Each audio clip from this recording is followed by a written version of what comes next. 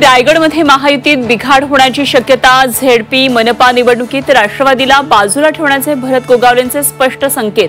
भाजप सेना युती म्हणून निवडणुका लढवू, गोगावलेंचं वक्तव्य. बीडमधल्या ऊसतोड मजुरांचं धक्कादायक वास्तव समोर. ऊसतोडीला जाण्यापूर्वी 843 महिलांची गर्भपिशवी काढली, तर 1523 गर्भवती महिलांच्या हाती कोयता.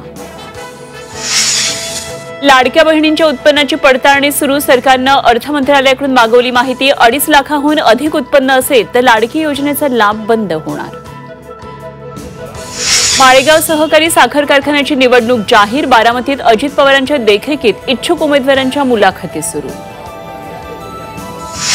रिझर्व्ह बँकेचं पतधोरण 6 जूनला जाहीर होणार. कर्जदारांना रिझर्व्ह बँक दिलासा देणार का, याकडे लक्ष.